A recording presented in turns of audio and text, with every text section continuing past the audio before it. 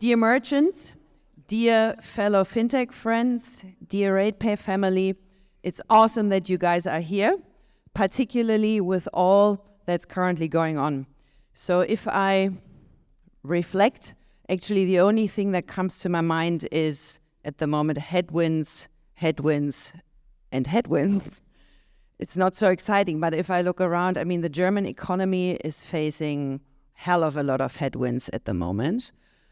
Consumer sentiment is actually everything else but positive. So their shoppers have a lot of challenges with regards to their discretionary income, for example.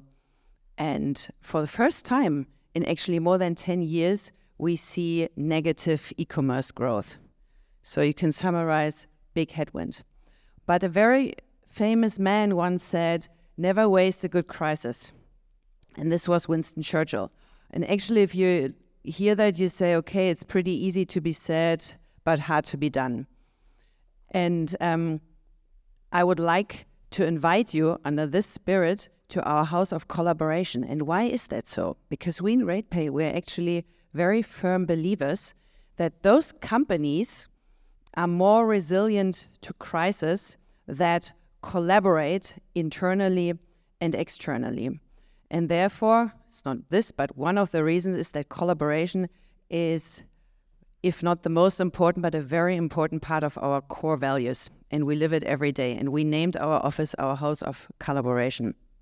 And in the spirit of the current crisis that's going on, we see ourselves as the facilitator of knowledge actually in the overall e-com space. And what do I mean with that? Yeah, Ratepay being the facilitator of knowledge between merchants, service providers, investors, the press, everyone. And with this, actually, I'm inviting you to stay after the panel to have a drink, to have something to eat, to share your fears, your ideas, your challenges.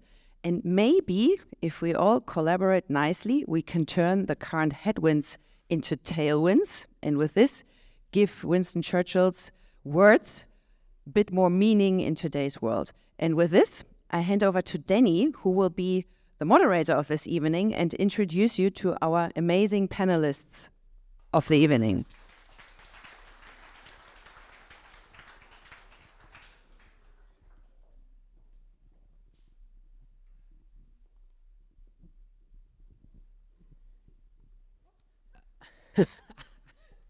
Thank you, Nina. Wow, that's a nice couch. Okay. Welcome and good evening, everybody. Nice to see you here. 39 days. 39 days to Christmas. And still so much to do. So tonight we take some time to reflect and look beyond Christmas. We want to look on 2024 and beyond. Before we get started and before I introduce the panel to you, a few housekeeping topics. So number one, there are still seats here in the front, and this is going to take a little bit, so feel free to grab one of those 4 chairs now. The brave one first. Maybe my former PayPal colleagues in the back. Yeah, please come and fill the seats. Second, you see QR codes over there on the windows.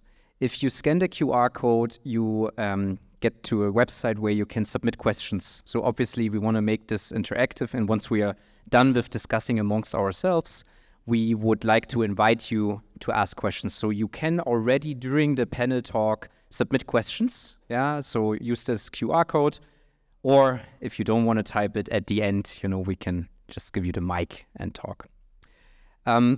Third housekeeping topic. So it's a bit of a fireside chat without a fireplace, but it is something we wanted to create an intimate setting. Yeah. Why do we want to do that? Because we also want to talk about what's going on and don't direct you to PR statements. Yeah. So that's why some of you might be familiar with the Chatham House rules. Yeah, that basically means everything that has been said remains here, and you don't attribute a comment or a statement to a particular person. And it's a little bit the spirit that we also want to live tonight. Yeah, so bear with us, and we want to make it fun and entertaining, but also share what we believe, what's going on. Okay, so to kick us off, first of all, you've all seen who is part of the panel because it was part of the invitation, but obviously we want to introduce the panelists. And in order to make it a little easier for them, I will kind of go ahead and try to set the stage, and then you can follow me. Yeah. So we want to hear about who are you, like as a person, what do you do for a living, what's your role within the organization that you represent, and then also important, something that you believe it's true, that not many people agree with you. Yes. Okay, so yes, my name is Denny Morawiak, and I've been living in Berlin 5 years now. And before that was kind of going around the country, living in different places. And some of you that know me know that I used to be a speed skater until, finishing high school. And actually I see 2 speed skaters in the audience, which is great. Yeah, that also made it to Berlin. And then worked for a long time in consulting, went on to e-commerce, worked at Wayfair, San Mateo here. And then 3 years ago, I came to Ratepay. And here at Ratepay, my role is Chief Commercial Officer. That means I oversee the functions that work on revenue topics, winning new merchants and making sure our existing merchants are happy with us, so much in a nutshell. Something that I believe that probably not many people would agree. I believe that 95% of all outcomes are due to luck. And I know that is a little bit controversial because we are all hardworking people and we believe we can influence the outcome if we really apply good processes and we work really hard and we give it a go. But in the end, I think if you reflect on it alone, where you were born, in what country, the family you were born into, the education you receive, and a lot of the outcomes are basically due to luck. I'm not saying that gives you permission to just sit back and wait for luck to happen, right? You obviously have to force your luck and increase the surface, the luck surface, so to speak. But that's one of the beliefs that I have that probably not many people would agree with. So with that, let's move over to our panelists, and I might start with you, Julia, because you sit next to me. Please introduce yourself to the audience. Thanks, Danny, and thanks for having us tonight. My name is Julia Körfer-Höhner. I've been living in Berlin now for more than 10 years. I came here for love and for my first job.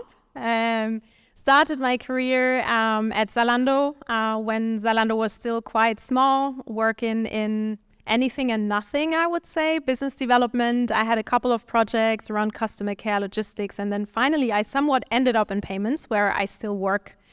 After a couple of years after my first parental leave, I decided to leave the company for the other side of the table. So I worked in large enterprise account management at PayPal here in Berlin, Drei Linden, for the DACH team for a year, which was a great time. And then I decided to move back to the merchant side. And now, since then, I'm with Netflix for 3.5 years. I'm in charge for consumer payments for Germany, Austria, Switzerland, and France, making sure that all of the payment methods are there, which we need. And yes, there are a couple, even in that region, which we might still explore, but I can tell you more later. And then the belief which I have or which I experience maybe also in my corporate life and which I want to share with you, which probably not everybody agrees with, is particularly in the corporate world. There is a saying in German which says, Kleinvieh macht auch Mist, which translates into many a mickle makes a muckle. You can imagine when you're working for a global corporation that it's, particularly when you work in region, that it's quite hard to get smaller topics prioritized, and that you would always get pushback from Matteo is smiling already here in the first row, working for Wayfair. So you might be familiar with that. But of course, in the corporate world, not many people agree with that. But I made myself vulnerable and thought it would be worth sharing with you guys. And with that, I'm handing it over to Hella. Thank you. And thanks for having us today. Really excited for the exchange, not just the panel, but also hopefully some good conversations later on. My name is Hella. I'm the country manager for the DACH region at Adyen. Adyen is a payment provider headquartered in Amsterdam, but by now we're almost 100 people in Germany as well, so that's exciting. I started my career in a completely different industry, namely in hospitality. I worked for Kempinski and Marriott before, mainly on the commercial side, but also in operations. Did my apprenticeship here in the Hotel Adlon. I'm originally from Berlin. Then also quite surprisingly moved to Worldpay in London, so another PSP. And then after 2 years there, I decided to move back home and to another PSP called Adyen. I've been there for 6 years now, started in account management, headed up the account management team. And for the last 2 years, have had the pleasure to head up the team over there. My maybe a little bit unconventional belief is more around payments. We've been obviously going through a lot over the last couple of years. Crypto was one of them. It's going to be one of our topics later on. And my unconventional belief is that it's a little bit overrated, in my opinion. Thank you. Yeah, hello, my name is Markus Ampenberger. I'm a partner at the Boston Consulting Group, BCG. I know that I hope that everybody knows what BCG does, but for those who don't, we are a global consulting firm, active in more than 50 countries, more than 30,000 employees, working across all industry sectors on different topics, strategy, transformations, but also implementation topics. I'm working primarily, and I think that's the reason why you invited me, primarily with payment providers, with banks, with fintechs, also with merchant on payment topics. I'm leading our payments team in the DACH region. I'm with BCG now for more than 10 years. I've covered a pretty broad range of topics, many strategy and growth questions over the last years in the payments industry. Now in the environment that we are in, also bigger transformations, looking at the cost side and modernization of IT. So quite a broad range of topics across the entire value chain. I'm not from Berlin, I'm from Munich. And my belief, I didn't know we should link it to the business world. I've linked it more to my private life. I love to watch sports. I did a lot of sports in my youth. As you may know, in Munich we have two big soccer clubs. The red one that everybody knows, and the blue one that I hope everybody also knows. And my firm belief is it would be really cool if the blue one would be coming as not as successful, but at least coming back to the Bundesliga, so we have some cool games. And I'm a firm believer that this will happen in the next 5 years, but I don't think there are many supporters about that in Berlin. Happy to be here and looking forward to the discussion. Thank for the Berlin blue team, please. Hello, everyone. Thanks for having me. I'm Thomas. I'm from Volt. I would call it the leading open banking partner. I'm from Austria. I think during the night you will get to know my second Austrian fellow, because he will serve you some wine. I just found out that during the evening or during my first glass of wine. I started my career at Google in marketing. After a couple of years, I said I need to do something else. I'm not sure how I ended up in payments, but I started working for PaySafeCard, moved into the acquiring space, and since 5 years, I'm fully focused on open banking. I currently lead the global sales team at Volt. What I believe, probably not everyone will agree, and I will tell you the reason why. I'm 100% sure that next year, 2024, will be the year of open banking. What is the important part? I keep on saying this since 4 years.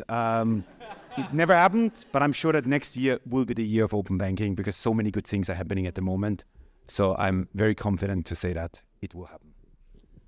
Thank you, Thomas.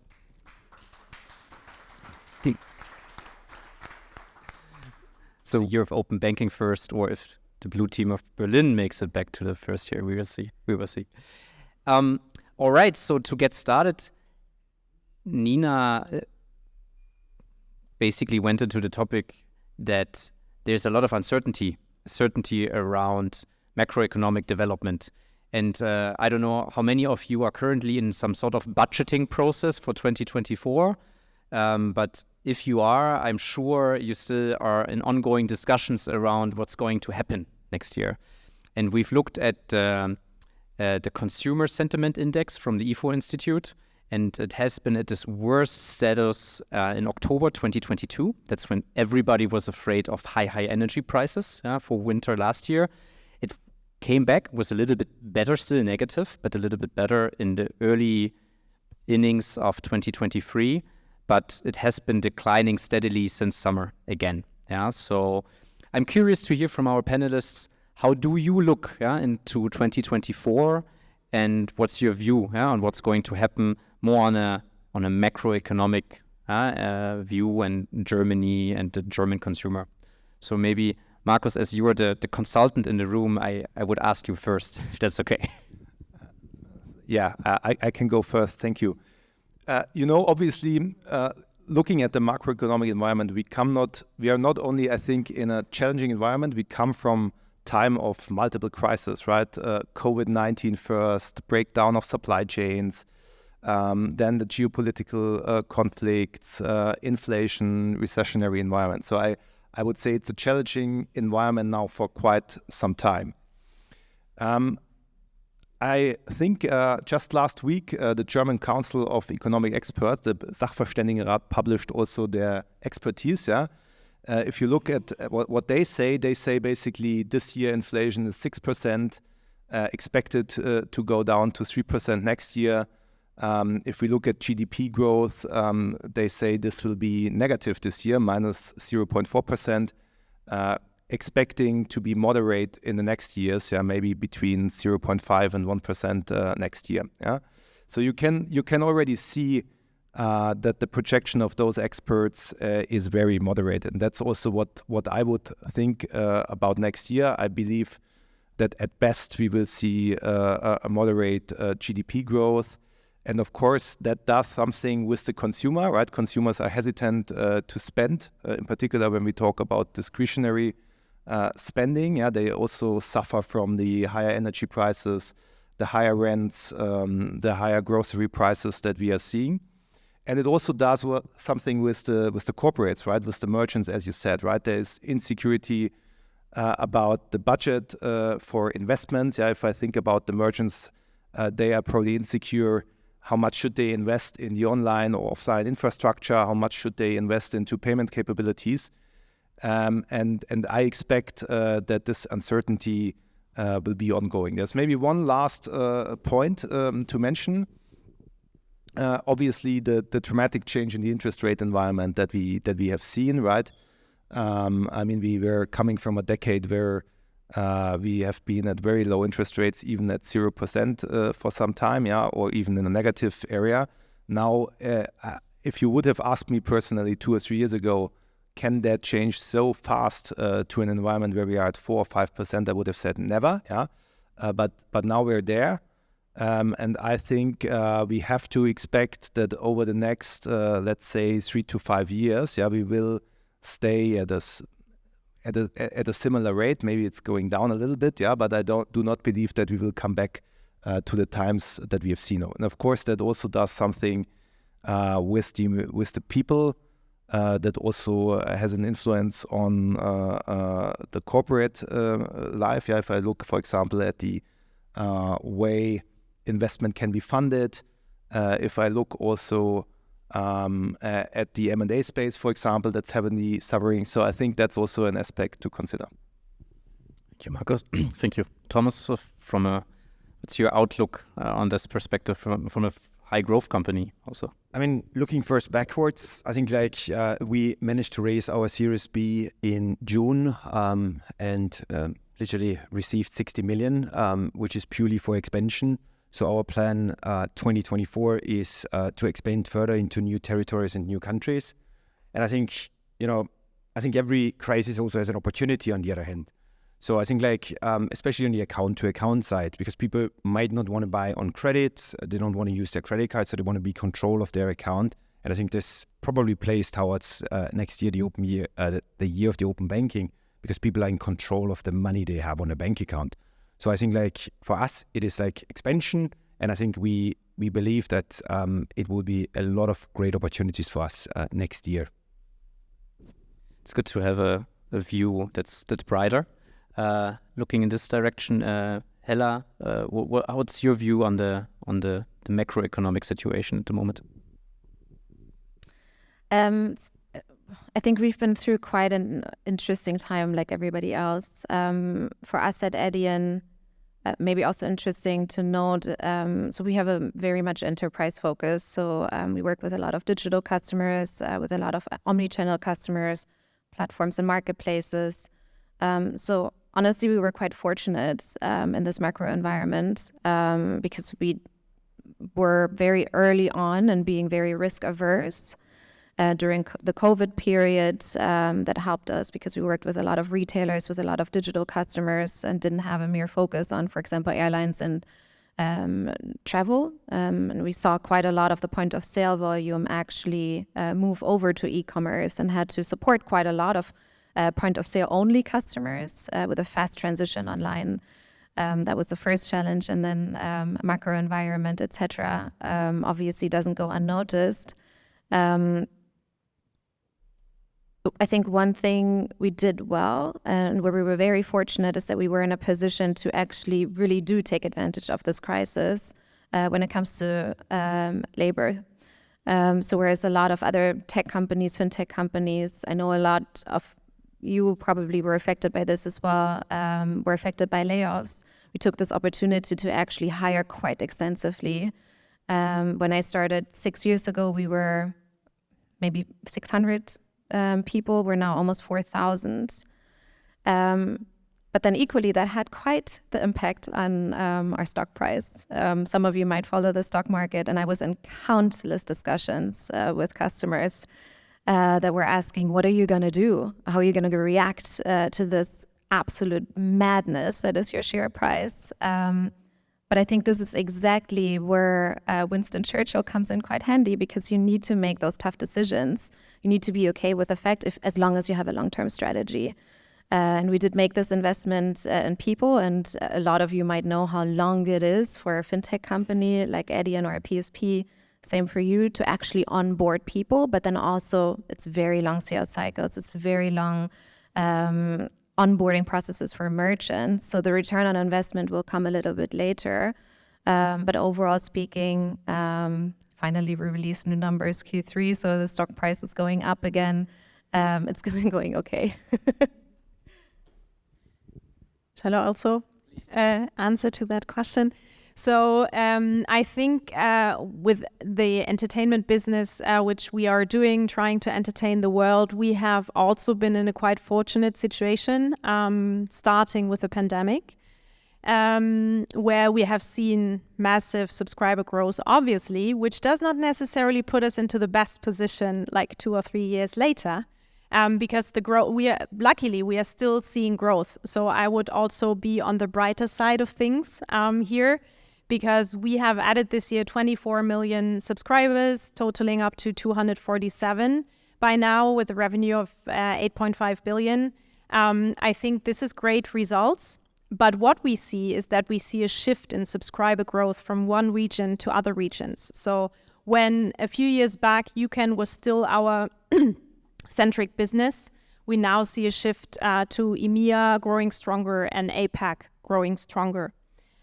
So when it comes to the outlook, I think we are also we are very confident in the position in which we are. Yes, we have also had some headwinds when it comes to competition over the last years, but we've got a pretty sustainable business model, and we are also trying to expand on what we currently have and even engage more with our consumers. Yes, the initiatives, they're still on the smaller side of things. I do not know if anybody of you in the audience has ever played a Netflix game, which is available from the Play stores. So we do games. We are experimenting with live experiences, both on our service, also in the offline world, in order to make our service a little bit more tangible, because we truly believe that by driving the engagement with our consumers, we can definitely stay on top of these growth momentum and hopefully continue to entertain the world. It's okay, by the way, my favorite new feature is the automatic downloading for someone who's on the train a lot. But to your point also earlier, the fact that businesses are a little bit more hesitant to actually invest and invest into the future. What we've actually seen a lot over the last couple of months and years is the opposite, but we're fortunate enough, again, to work with enterprise merchants. But I think to your point as well, what businesses are realizing that customer loyalty and the engagement with shoppers or consumers or users or whatever it is so much more important than back in the day. So much more important. Marketing initiatives, using data to analyze, and we'll talk a little bit more in detail around that as well. But then also understanding costs, I think, becomes much more relevant. Whereas back in the day, Denny, you probably know the drill. Someone looked at the invoice, looked at acquiring markup, buy now, pay later markup. That's it. That's all I need to worry about. That's just 5 to 10% of your invoice when it comes to payments. Truly understanding what do we need to do as a business to actually increase acceptance rates, understand interchange fees, what kind of data can we send in order to reduce risk, aka chargebacks. That's become much more of a discussion. So it's much more fruitful discussions, honestly, with companies than maybe 2, 3, 4 years ago. Yeah, absolutely. Thanks for these perspectives.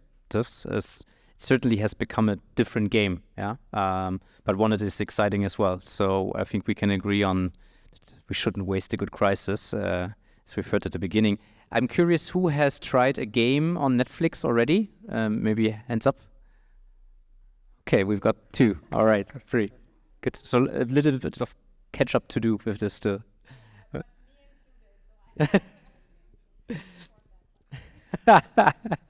Okay, so let's go a little deeper into payments, because I think that's what many of you are here for. And I'm curious to hear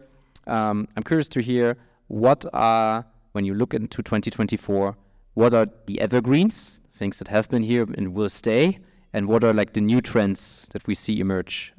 Maybe Markus. Maybe before we go into the trends, I can say a few words about what we believe how the payment industry overall will develop. And we survey the industry once a year, and we publish a report called the Global Payments Report. And that is quite new because we usually publish it at Cybos. So it's about 4 to 6 weeks old. And if we look at that, I mean, the payment industry is a very large industry. It's about 1.6 trillion revenues globally.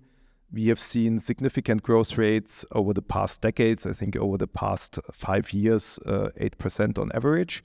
And we believe that the payment industry will grow in the future as well, right? We believe that by 2027, in the next 5 years, we will reach 2.2 trillion US dollar, which translates to 6% growth rate per annum. Yeah? The remarkable thing is, it's the first time for many years, and we're doing that annually, that we believe that the growth of the industry will slow down. Yeah? So we have seen quite stable, sometimes even increasing growth rates. Now we believe it will go from 8% to 6%. Of course, you can say, if you look into the financial services industry, there are other sectors who would love to have that growth, but still it's remarkable that it will go down. The second remarkable point, in my opinion, and I think you touched upon it already, is if we look at the valuations of the payment industry, right? I mean, that has been blended for a decade by only one direction, right? To very significant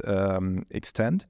And in 2022, we have seen that the payment companies have suffered, as many tech sectors, by the way. And that's different between payment and other tech sectors. Many tech sectors have been able in 2023 to recover, while we have not seen that on a broad scale in the payment industry. maybe with a few exceptions. The card networks like Visa and MasterCard are pretty stable or even increasing in valuations, but the rest is not.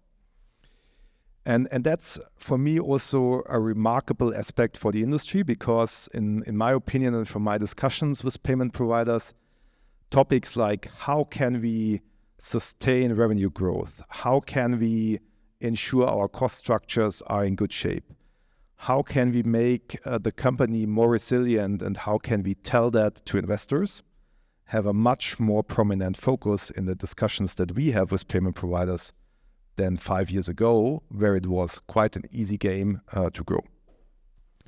That's maybe as a starting point, and we can, of course, go deeper into trends.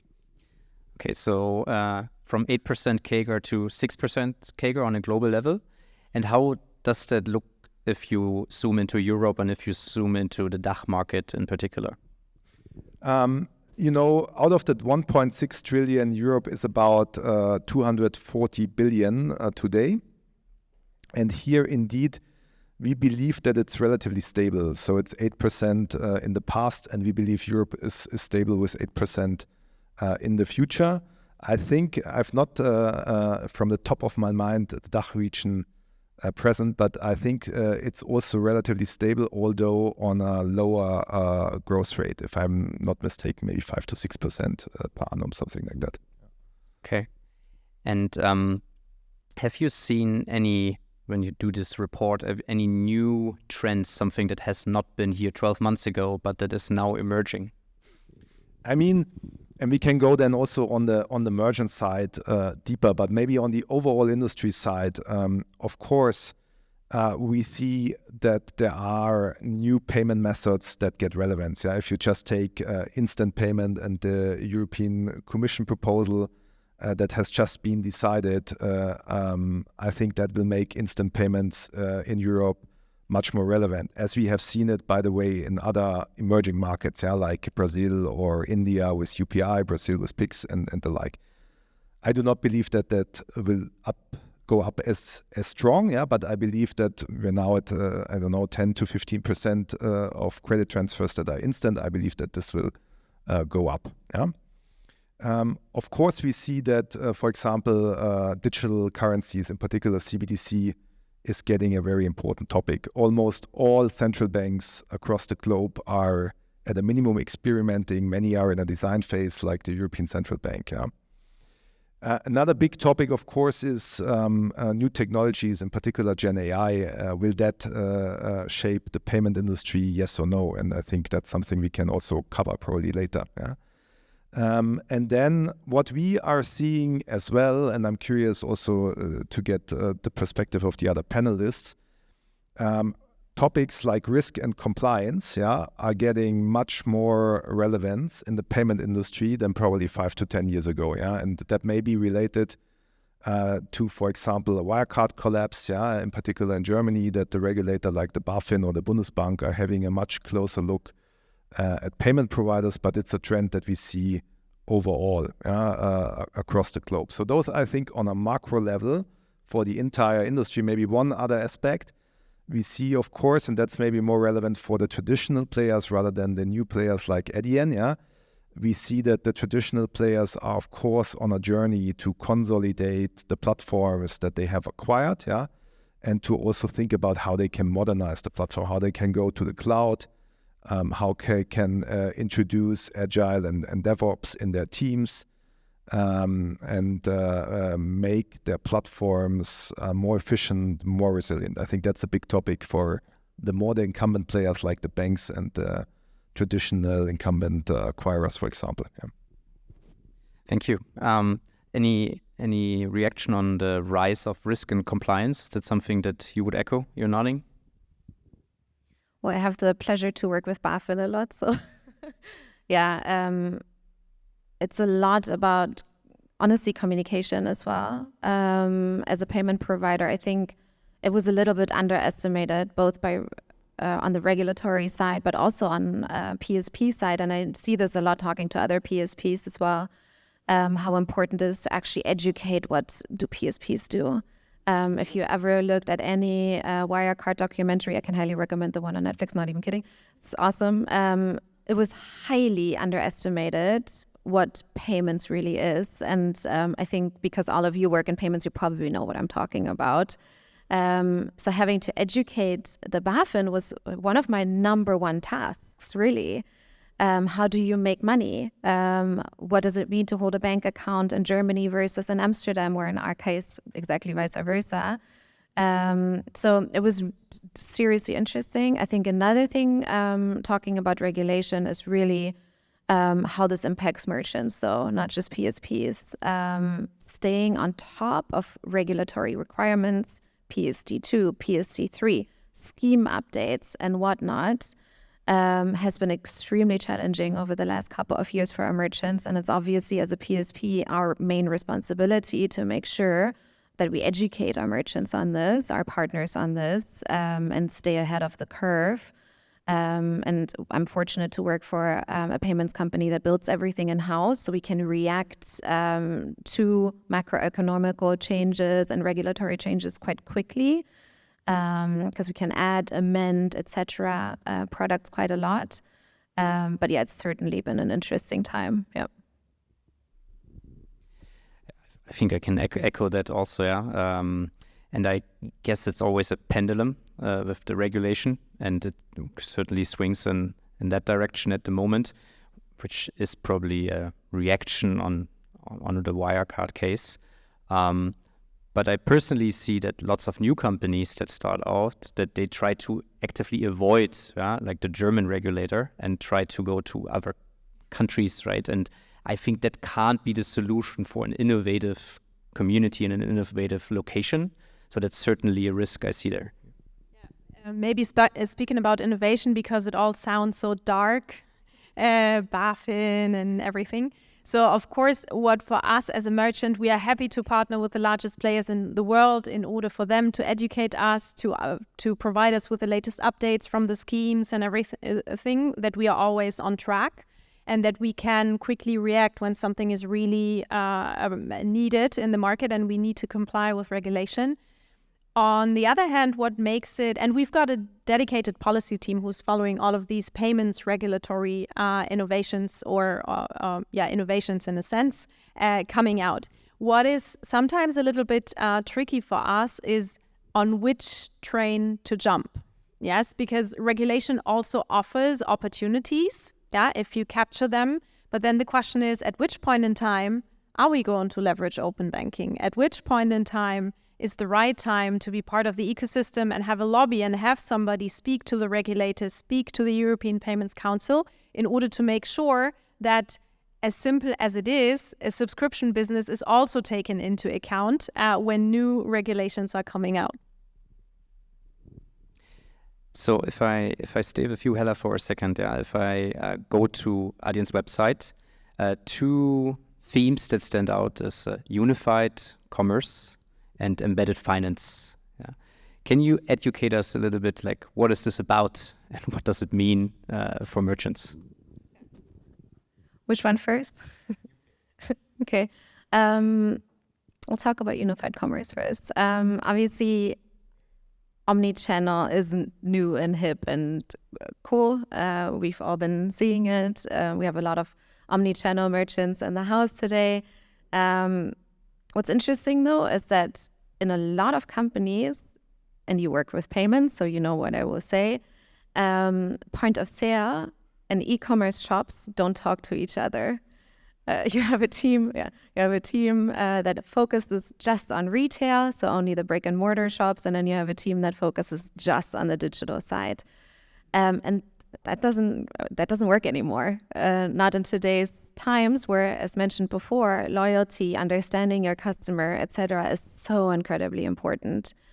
And so what we've seen, and we did start as a purely digital player, and then as we started working with more international omnichannel players like H&M, Hugo Boss, etc., we truly saw the need to actually use data from all channels in order to get a 360 view of your shopper. And this doesn't just refer to better customer journeys.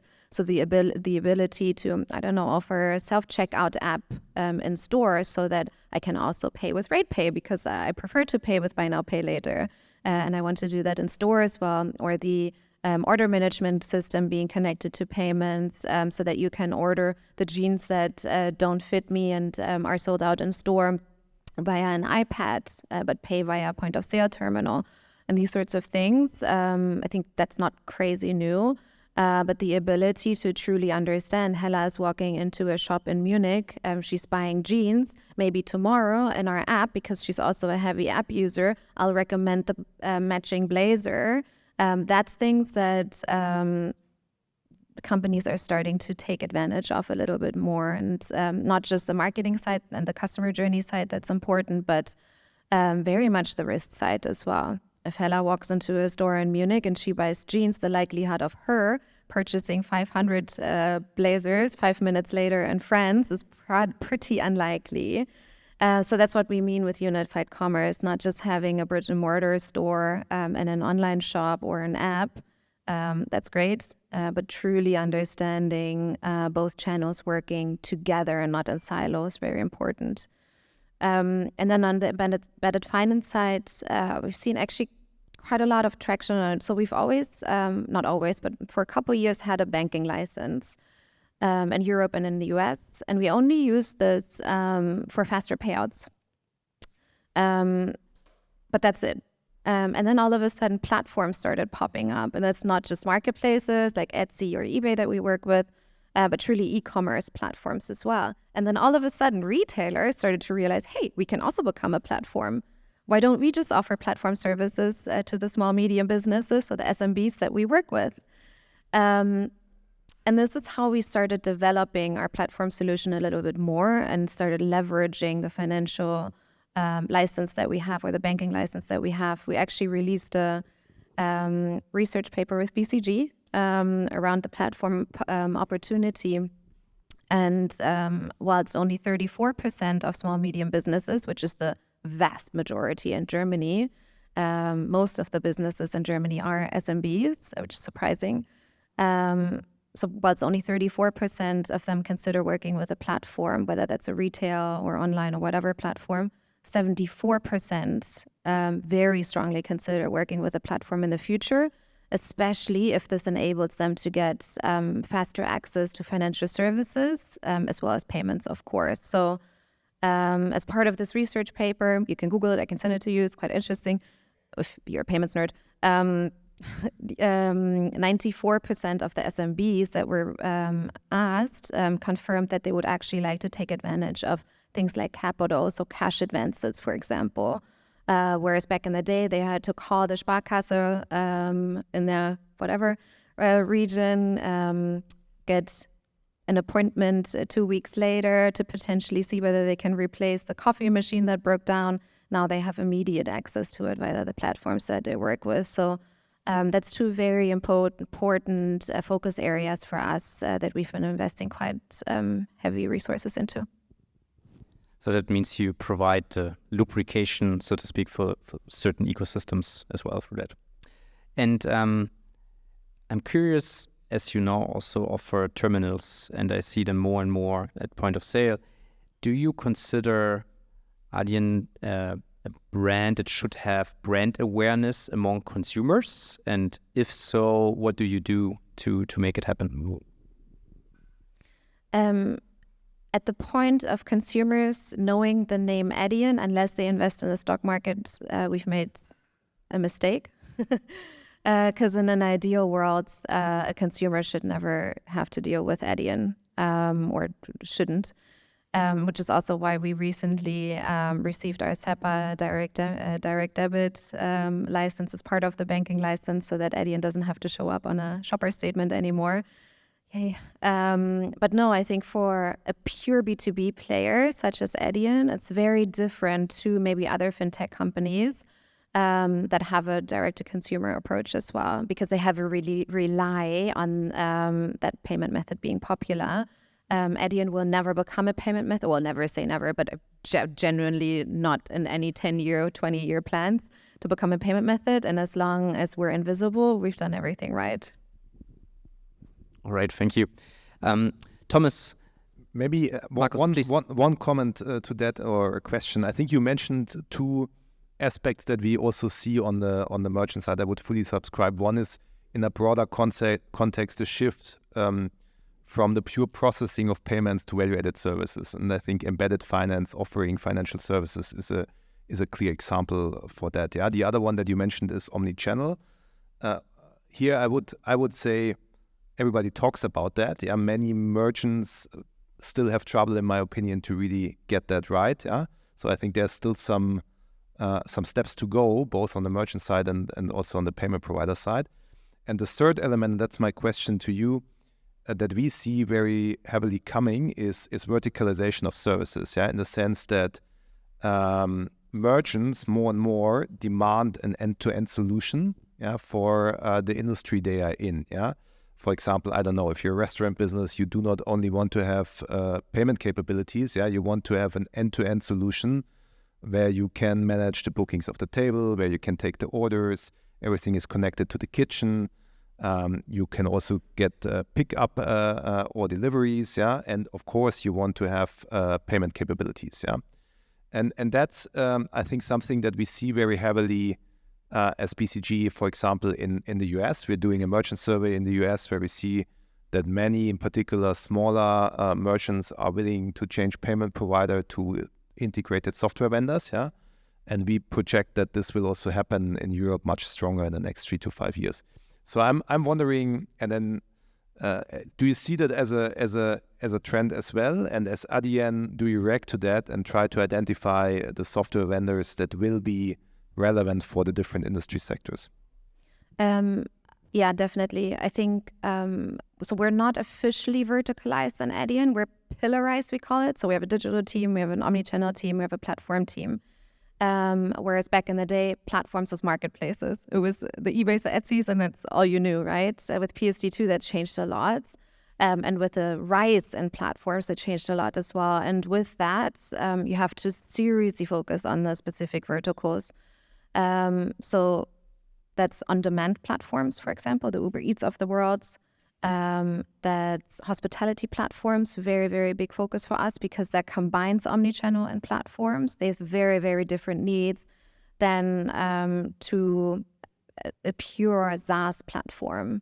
So we've started to help our product teams, our commercial teams, our tech teams seriously focus on the respective verticals, especially in hospitality.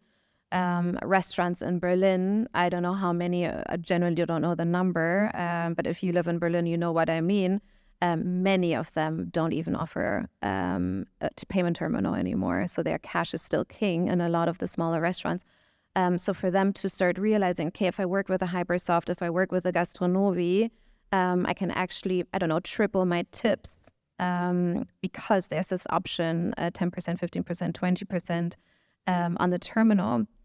My cost of handling payments actually decreases by 10% to 30%, because I don't have to handle cash anymore. The knowledge isn't there yet, I think, with a lot of businesses. So it's really important for verticalized SaaS platforms, and with us hidden kind of as part of the offering, either via payments services or via financial services, to kind of educate the market a little bit better as well. It's super, super important.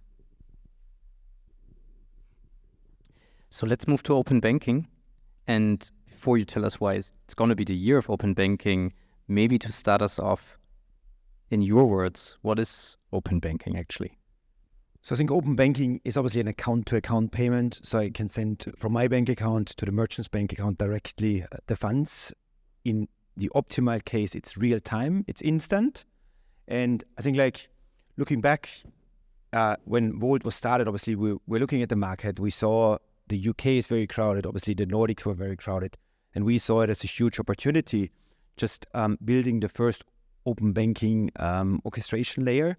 So we have implemented local providers in different markets to enable merchants a pan-European open banking one-stop shop in the beginning.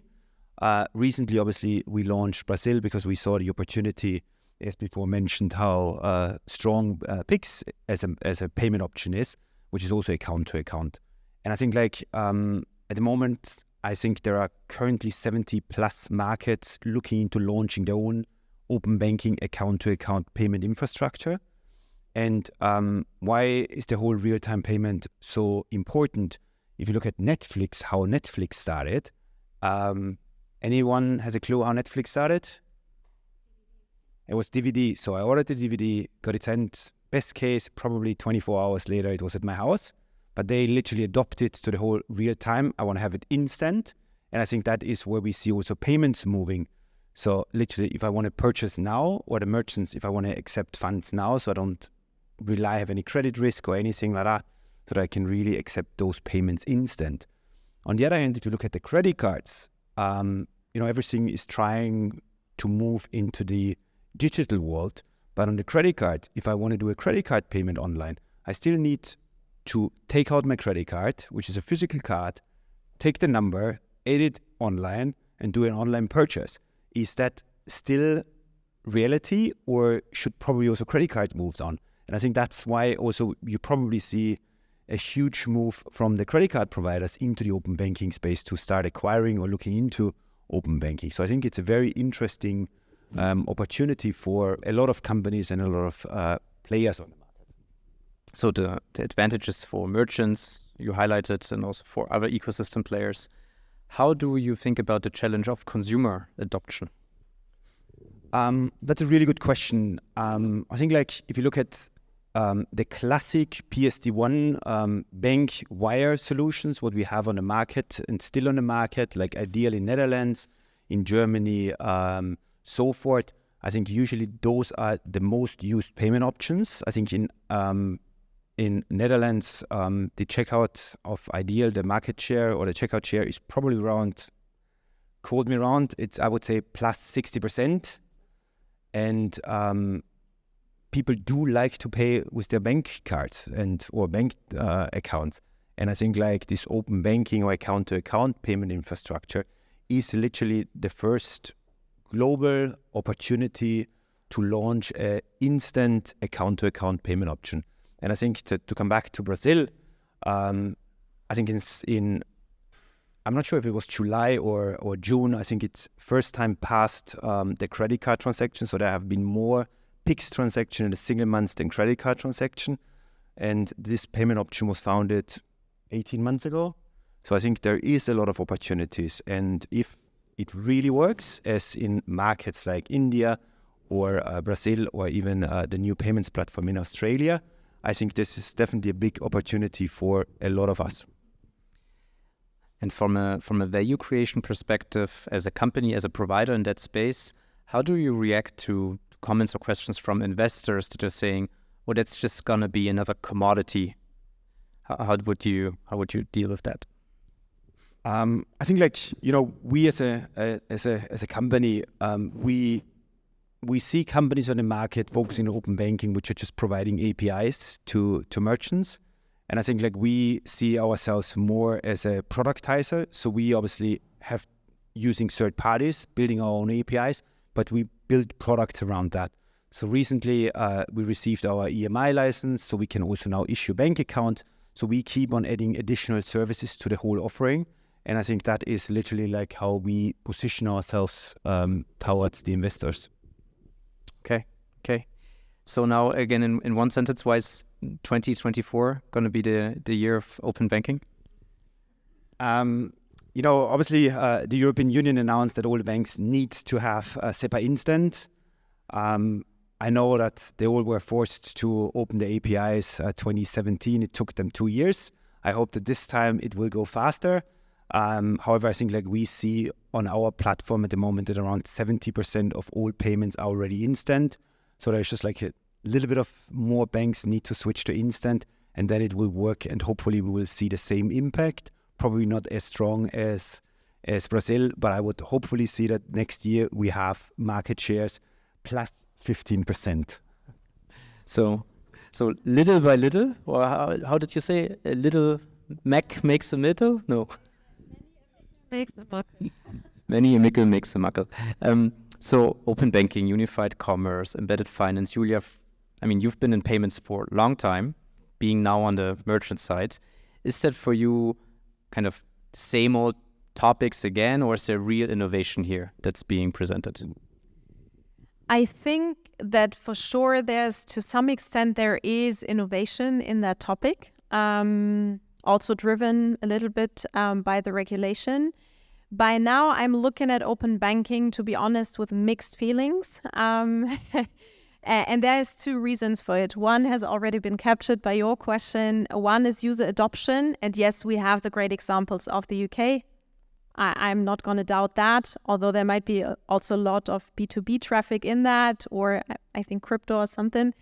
But still, so user adoption definitely is one tricky thing. And we have seen that also in Germany definitely before with some of the schemes which we have been trying to push into the market, which did not work. The second thing which we see, and I'll give you a little bit of what we have been doing in that space so far later. But the second challenge which I see is that the APIs are not standardized. Right. And I know that there are also groups working on these, on the standardization of APIs. But now I come to what we have been doing over the last 3 years. We have done our very first open banking transaction in May 2020.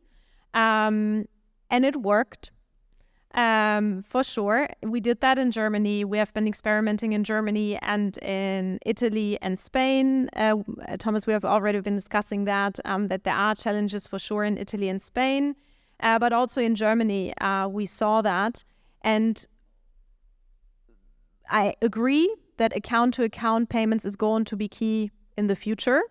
But in all of our neighboring countries, if you think about that, they already have existing schemes which work like that. We've got a Blick in Poland, we've got a Bizum in Spain. In the Nordics, we already have them since my time at Zalando. The Vips, the Swish, the mobile pays. And now we also have like similar ones which are funded by Card and Bway in Portugal, but similar concept from a consumer perspective. Then the question is, what are we trying to solve? So why don't we see that intrinsic user adoption like we see as well? We also see that with Pix in Brazil and particularly with UPI in India. And Markus and myself, we have been chatting before it, is that the market levels are also different, right? So the Indian demographics might have asked for this kind of faster payment system. In Brazil, I'm sure that it was the same situation. Whereas in Germany, I'm always wondering, okay, what else do I need? How innovative do I need to be? And I'm a fan of innovation, don't get me wrong here. But just in order to innovate the ecosystem, let's not forget about the consumer, because in the end, the consumer needs to adopt it. And this has not happened yet, at least not in Germany. Let me add here a couple of... Go, please. I think, first of all, it depends really on the market readiness. So unfortunately, whoever advised you on the markets you went live, I think like Italy is probably the worst market you can go into because the banks, the APIs are stable, they should work. However, as soon as you redirect to the bank, there are so many different errors. The Spanish banks are very, very tricky. So we as an example see in Spain, especially the IBAN discrimination. So if you do not have a local ES bank account, IBAN, the payment will be routed via SWIFT, which obviously the users need to pay 15 euros or something like that, which is not the best user experience. And then I think like the other challenge is what we see, especially across Europe and the non-Euro currencies, in order to receive a local payment from Poland or the Nordics, you need to have a local bank account on the local rails. And unfortunately, I haven't seen any merchant having a BLN bank account on the local rails. Same applies to the Nordics. So this is a huge challenge what we still face. So I think like at the moment in Europe, I would say we can certainly advise you on 6 strong markets, but the rest is very, very tricky. So certainly this whole question around consumer adoption, and what I'm hearing also is this, we've had the same with mobile internet, right? There were some countries that jumped immediately into mobile internet and kind of went past desktop, whereas more in the developed world, right, mobile phone adoption is probably still lower than in some of the developing countries. So it might be a similar story, yeah.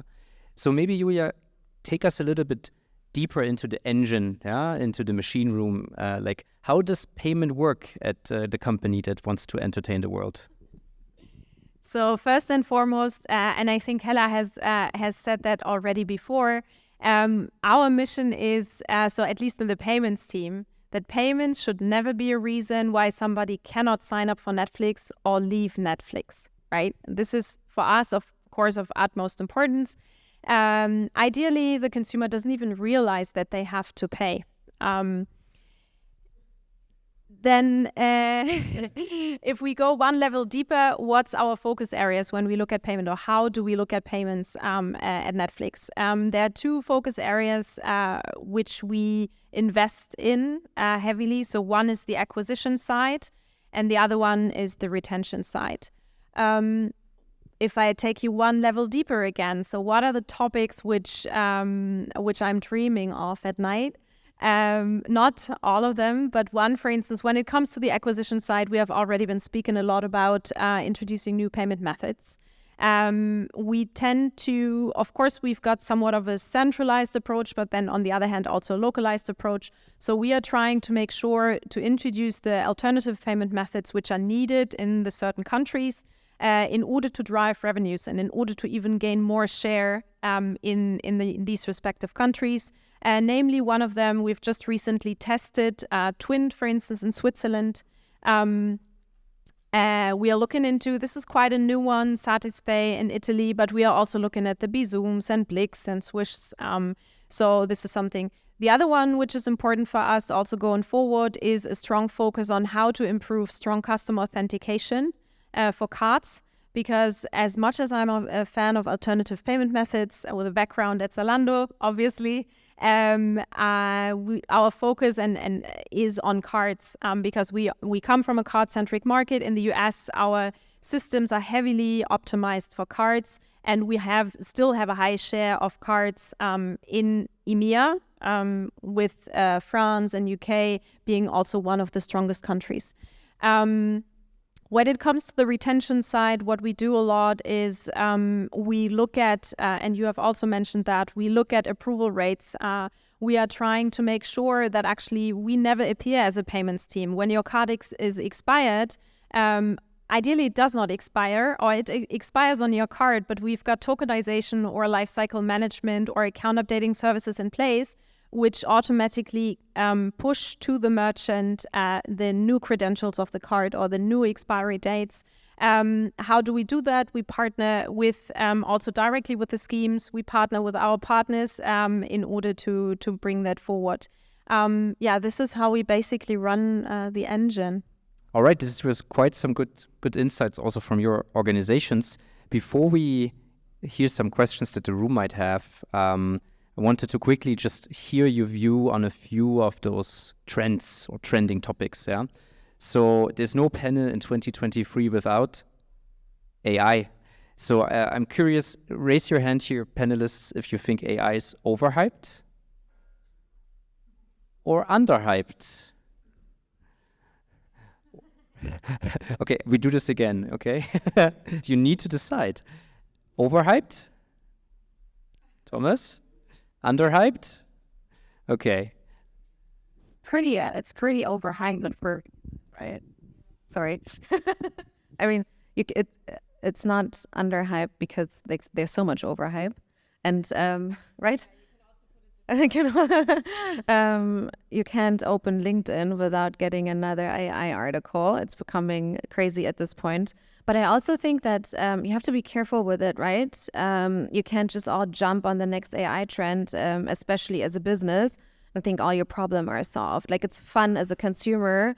It's awesome to prepare your next presentation with ChatGPT, or build your own fake little startup with the latest developments on ChatGPT. But think about a payments company, for example. We can't just open our payments API to any AI that can have access to the most sensitive data in the world, right?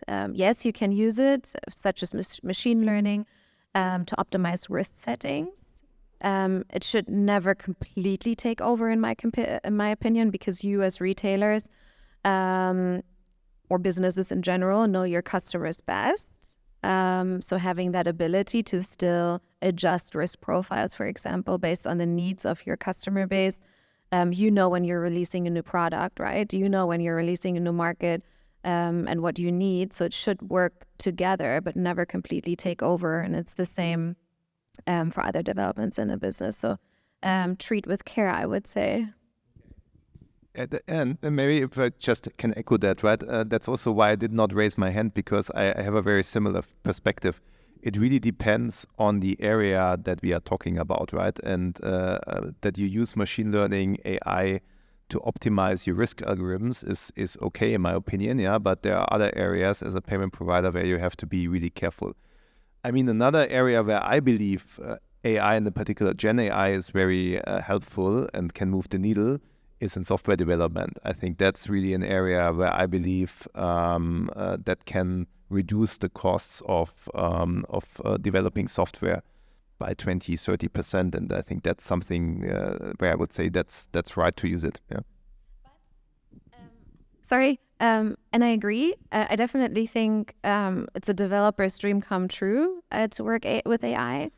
But maintaining the product that you just developed is super, super important as well, right?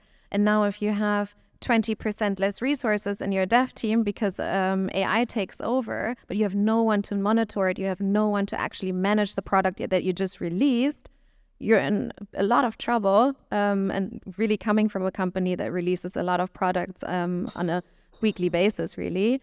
So that's also, I think, something that not a lot of people consider when they start working with AI. I think to add something, what probably I haven't heard yet, but I think like obviously AI is also a huge risk, especially for companies in terms of fraud. I'm not sure if you have seen any AI fraud because it's so easy to generate certain things and order things. I'm not sure if you have any input on that, but I think that will probably be a huge risk in the very near future.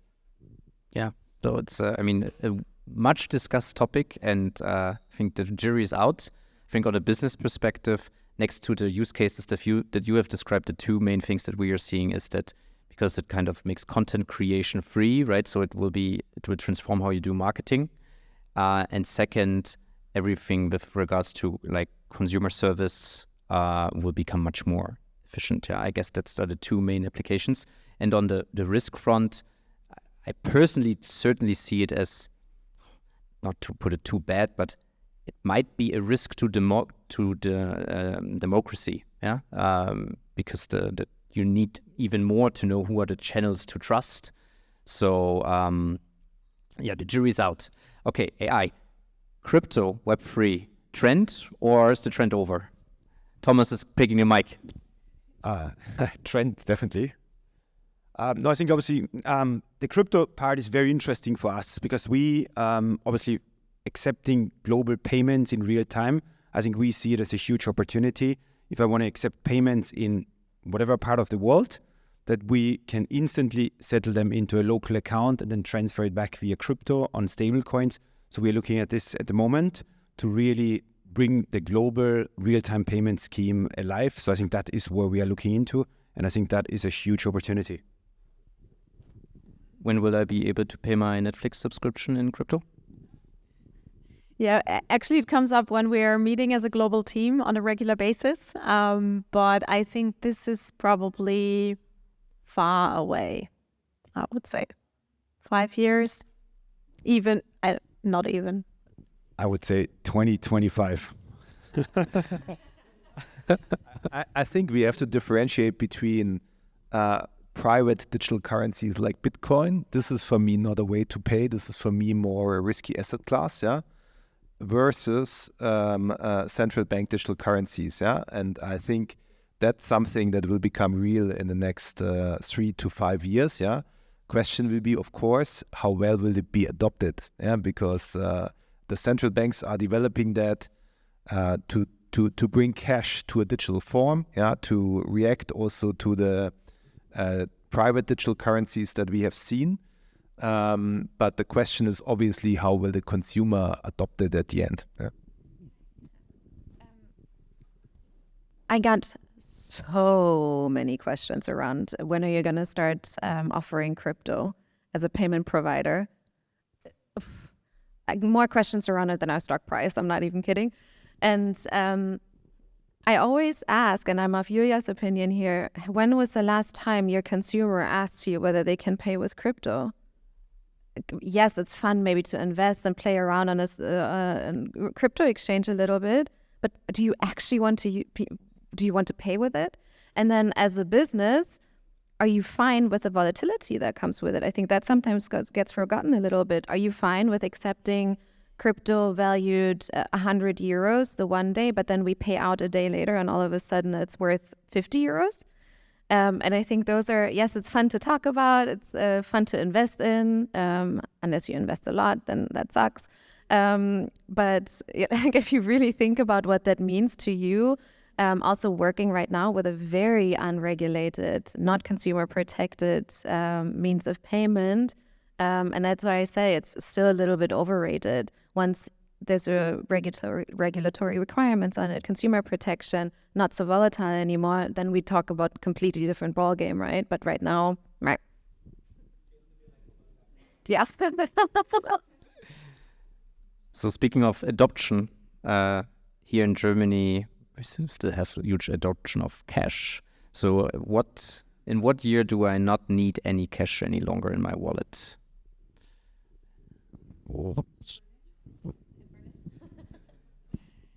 Well, we were just discussing it when we were chatting about how to pay out Taschengeld, so pocket money, to our kids the other day. We had a dinner Saturday night and we were discussing amongst friends whether this is the way how we should educate our children to save money. Is it going to be the cash thing? Or shall we go for a Blink card immediately and just do it digitally and everything? The group rather opted for the educational process of let's keep the cash for the kids at least, so that they can see that it increases, whereas counting the numbers on a screen of an app is not really tangible. For Europe, I don't know, but I think worldwide, until we don't see cash anymore, it will take some time, particularly if I look at some regions, yeah. I think we had a similar discussion amongst friends about the kids, and we said that our kids probably will not feel the need to count money because they just know it in the bank account. And, they don't know how hard it is to work for, I don't know, back in the days where we had the Deutsche Mark or the Schilling, it was like so much money, and now it's literally just all digitalized.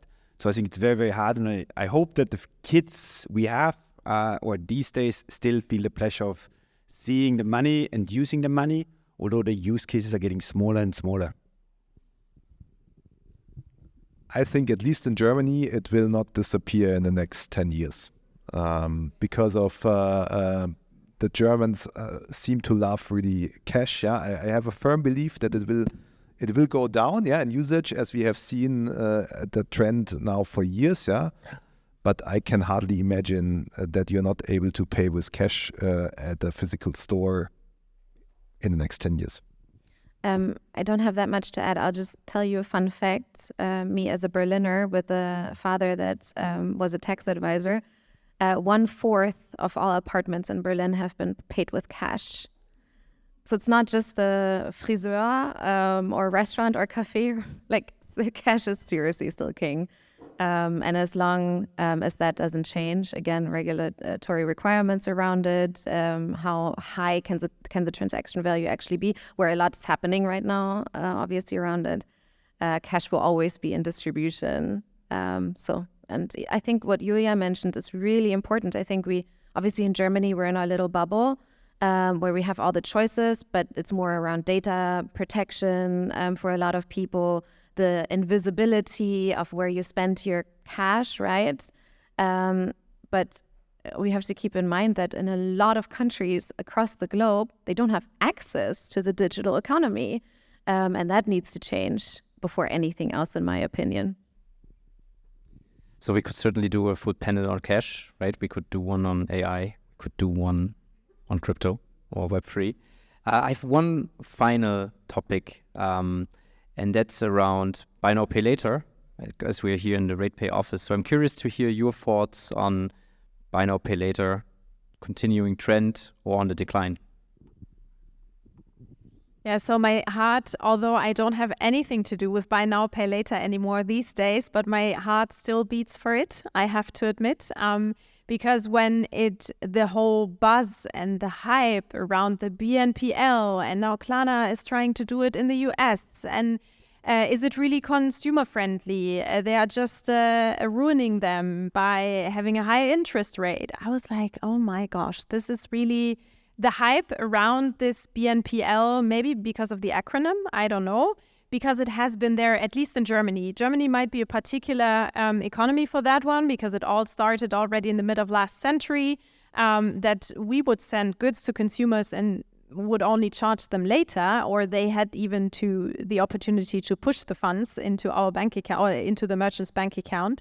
But this is for sure something which I believe, and we have seen that already over the last years, and still see that even players like PayPal, they have quickly adjusted to the idea of buy now, pay later. When I was there in 2019, the product, you might know it, pay with it later within the wallet, had only been introduced or a couple of years before, when we as a merchant at Zalando were debating with PayPal to switch that off for our consumers, because of course this product for us as a merchant was way more expensive than our own invoice product. But now they have really brought it into the wallet, and I personally also use it all the time. So I definitely think that this trend is going to persist over the next couple of years, particularly in this macroeconomic situation in which we are. You know, if you would ask me, so first I think we have to say that buy now, pay later is not as relevant as it is in Germany and many other countries, right? In Germany, if we look at the online payment space, about 50% of all payments are related to buy now, pay later. And I'm counting Kauf auf Rechnung, direct debit, and installments under buy now, pay later. It's quite relevant in the Nordics as well, but in many other European countries, it's not that relevant yet. So that's the first point. The second point is, I believe it's creating value. For the consumer, it's a simple, easy way to pay. For the merchant, it's a way to increase the shopping basket, to also increase the intensity of the relationship with the consumer. If you see how Klarna, for example, has taken that into an app and offer a merchant offering via that app. So I think with the affiliate marketing, it also has a value for the merchant. However, and that's my third point, we have to see how buy now, pay later will go through the environment that we are in, because let's be honest, it is the first time that this payment method is in a challenging environment, right, where interest rates are high, where consumer spending is not increasing anymore. I think Nina said that in the beginning in the e-com side for sure. And I think that's something we have to see, how basically buy now, pay later will go through that environment. Wow. So first of all, please thank the panel here, because I think we could be going much longer. We have so many topics to discuss, but please give a warm hand of applause for the panel.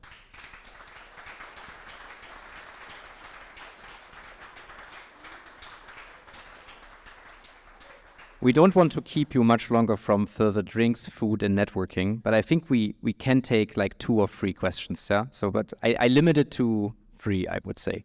Chris, do we have questions online, or should we take it from the room? We can take it from the room as well, but we also have some online. Kannst du mal einfach hier durchklicken. Also Pizza, Pasta, Wein und Bier. Also klick am besten einfach hier weiter runter heute.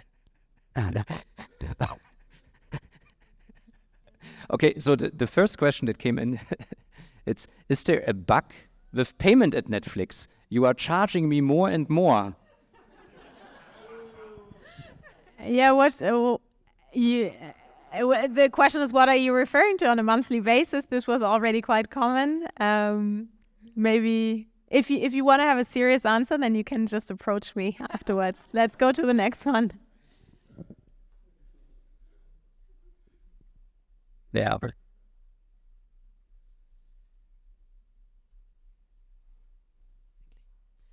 Yeah. You want to lead it off? So one more question from the audience was, can you elaborate on SEPA Instant, more specifically on its potential in retail? Who wants to take that one? Yeah. SEPA Instant, that is the interesting topic. I think like obviously SEPA Instant is what will happen and what's going on at the moment. So more and more banks switch to SEPA Instant, which means that instant funds will leave your bank account and arrive instantly in the merchant's bank account or the acquirer's bank account. And the positive thing on this one is that you get instantly a confirmation that the funds have arrived, and you have the guarantee that the payment is here. So there's no risk for the merchants. Thank you, Thomas. And we were just clicking through the other questions, and we picked one more. Apparently, lots of people have questions about Netflix. Yeah, so Julia, this one is for you as well. As excessive account sharing is not allowed anymore, I don't know if anybody noticed. Are you happy with the number of new subscribers? To be honest, yes. I've already shared our numbers on a global level from this year, so we still see quite substantive subscriber growth. And what we have seen about these new registrations also when it comes to payments, basically, I can give you a little bit of insights on that one, was that we, from a payments perspective, could see that these consumers are more genuine. So consumers who had a spin-off account and said, yes, I want to have my own account from a borrower to a new account, that these consumers are more legit customers, subscribers, because they have more intent to sign up. And we could see that in the numbers from our payments means, because most of our consumers, they sign up with PayPal and SEPA Direct Debit in Germany. And what I did, actually, I matched, we're obviously leveraging the credit agency in order to at least have a little bit of verification on our only non-real-time payment method, SEPA Direct Debit. And then I realized that actually the cost per sign-up for Schufa is declining. In this scenario, when we've got new signups, because the consumers who are staying and are going to end up in a legit sign-up are over-indexing. So this was something which was funny to see in our numbers. A little bit of abstract, of course, to connect Schufa, new signups, and SEPA Direct Debit, but it covered also what other departments in our Netflix streaming business also realized, that the consumers who are coming are also engaging more. So it was quite a good position, I would say. Although we all don't like account sharing. And a massive growth driver for you. So don't share your accounts. So Hella from Adyen, Julia from Netflix, Thomas from Volt, Markus from BCG, thank you so much for being here. It's been a pleasure to host you for the panel. And I guess you will also stay, so you feel free to approach our panelists. And now let's have a very good evening together with wine, other drinks, food, and good networking. Thank you.